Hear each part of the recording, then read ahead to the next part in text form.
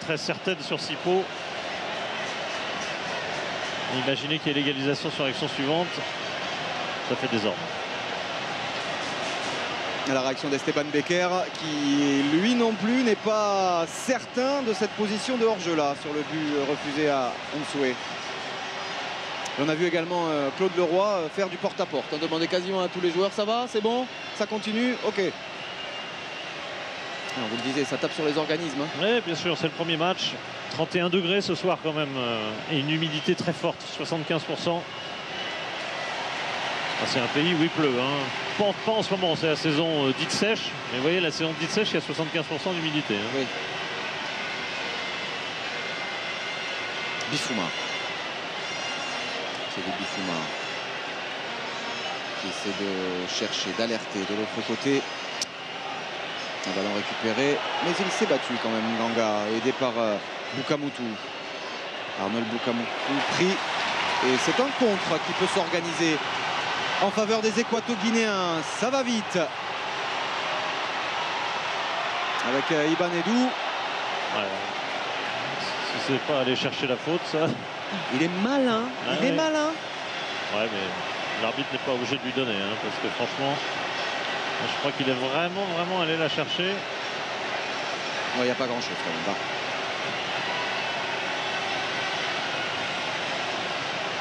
Mais il a un peu tout ce garçon quand même, hein. Du talent, un petit peu le vice qu'il faut. Cette culture latine, ouais. Indiscutablement. C'est ça, c'est exactement ça. Je voulais froisser personne. Le dernier changement pour le Congo en approche. Attention à cette tentative. Là aussi, Ibanedou s'est contré. Balboa devancé. Mais il va récupérer ce ballon. Javier Balboa et gratter quelques ô combien précieuses secondes. Zarandona pris. Ah, et ça peut aller vite. Parce qu'il y a de l'espace et c'est assez rare dans cette rencontre. Ladislas Dounyama pour envoyer les jambes. Dounyama. Le centre, il s'est manqué. C'est mal ajusté. Et c'est directement dans les pieds, dans les gants de Felipe Obono. Ouais, ça a manqué d'intention de la part de Dounyama. Il doit aller au bout de son action. Il doit tenter beaucoup plus.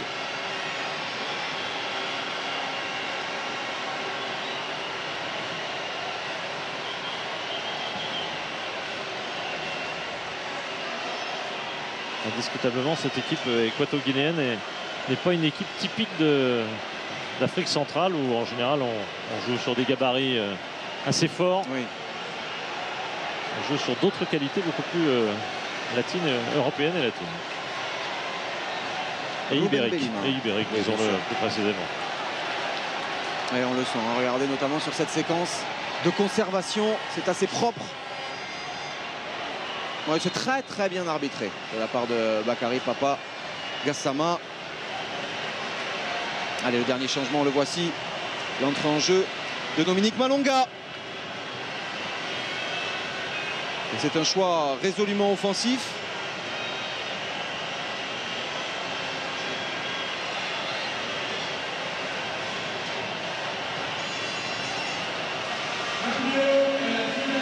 Malonga pour Bukamutu. Oui, exactement. Malonga, c'est un appelé de la dernière heure, hein, parce qu'il est apparu pour la première fois. Il était qualifié tout juste pour le match retour contre le Nigeria. C'était l'avant-dernière journée, mais il ne l'avait pas joué parce qu'il était un peu blessé. Et finalement, il avait dû jouer au Soudan. Donc le tout dernier match de qualification a été sa première sélection avec le Congo. Et lui, pour le coup, il joue à Hibernian, le vrai, en Écosse. Sans S. Sans S. Le vrai de vrai. Et il va être au duel avec Rui Fernando, l'autre d'Hibernians, à Malte. Paradoxalement, le Malte est ailleurs. Oui. Il est beaucoup plus du côté d'Hibernian. C'est clair. L'Écossais. C'est clair.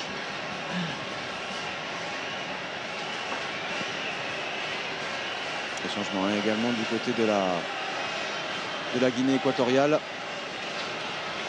Qui multiplie les fautes quand même. Hein. Déjà en première période, ils en avaient fait plus de 2 fois plus que les Congolais. Ça a l'air de s'intensifier encore plus. Je pense qu'ils auront du mal à finir le match physiquement et que ils ont besoin de quelques moyens illicites pour s'en sortir. défensivement. Loin de leur but pour l'instant. Les 10 dernières minutes en approche. La 79e pour être précis, coup franc en faveur des Congolais. Ça va filer au-dessus de la surface de réparation équato-guinéenne.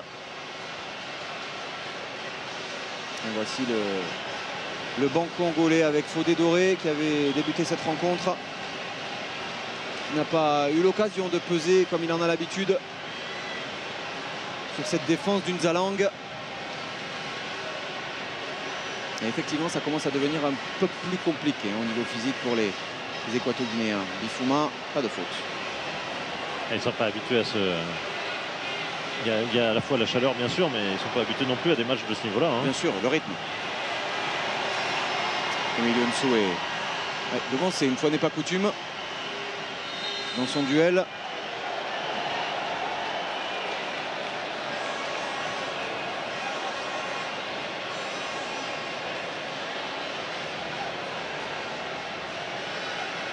Delvin Dinga.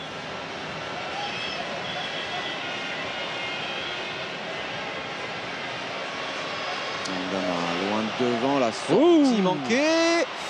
Et attention, et faute, ouais. Faute et alors, que faire? Oui. Faute. Ce sera un carton jaune, oui, mais il s'en sort quand même pas mal. C'est la moindre des choses parce que, très franchement, sur la première intervention, c'est limite. Tout à fait. D'entraver une sacrée occasion de but parce qu'il faut réfléchir différemment à partir du moment où c'est le gardien de but. C'est-à-dire qu'évidemment, si vous voyez ce que je veux dire, c'est-à-dire que s'il est éliminé, il reste un joueur qui peut aller sur sa ligne, qui peut couper une trajectoire, mais il n'y a plus de gardien de but. Donc on peut plus facile. Dire que c'est pas une réelle occasion de but est un peu délicat. Même si c'est, j'en conviens, complètement sur le côté de la surface. On le rappelle, hein, la notion de dernier défenseur n'existe plus vraiment. Il y a surtout la notion d'annihilation d'une occasion très nette de but. Et effectivement, Philippe, ça se débat, ça pourrait être le cas. Ovono est toujours là. Oui. Il a de la chance. Oui, ils sont deux en plus. Ganga, bien sûr, avec son pied gauche, très rentrant, voire direct, il est capable. C'est le spécialiste des coups de pied arrêtés dans cette sélection congolaise. Des Congolais qui sont en train de mettre la pression à 8 minutes maintenant de la fin du temps réglementaire de cette rencontre. La Guinée équatoriale mène toujours 1-0, mais il commence physiquement à baisser quelque peu pavillon. C'est un choix tactique. Est-ce qu'on laisse des joueurs venir devant le gardien alors qu'on peut les mettre hors jeu? On va voir s'ils s'en sortent. Ça frappait directement sur le poteau pour renvoyer. Ça traîne encore. Ils n'ont en plus pas de réussite. Vous l'aviez senti, mon cher Philippe. Il était capable de jouer le coup directement en Ganga. C'est ce qu'il a fait. Et la Guinée équatoriale est sauvée par son montant. La plus belle occasion congolaise de cette rencontre. Et attention, parce que de l'autre côté, il y a eu un geste limite de Mafumbi. Oui, parce qu'il commence à les fatiguer un peu, Edou. Il commence à les agacer avec ses simulations permanentes. C'est un très bon joueur, mais il est agaçant. On va revenir à l'endroit de la faute. C'est pas tellement dans l'esprit du jeu, ça. Alors, il est dévié, ce coup franc de Nganga, mais ah oui, dès le premier... Est-il repris de la tête ou pas, ce ballon? J'en ai pas l'impression. Pour le centre, au deuxième poteau, Ladislas Munyama, de la tête, en retrait pour Théu Bifouma. Qui travaille à l'intérieur de la surface de réparation. Le centre de Bifouma à l'opposé, il est absolument seul. Ondama, bon retour. Très bon retour. Ils sont quand même vigilants. On sent que c'est les tripes qui parlent là. Et là, c'est au courage, parce que franchement, ils en peuvent plus. Notre Zalang nationale est en grande difficulté. Et s'il la touche de la tête, j'ai l'impression. Oui, bien sûr. Et il la rate quelque peu, alors que vraiment le but paraissait ouvert, offert. Le corner frappé et repoussé par cette défense équato-guinéenne.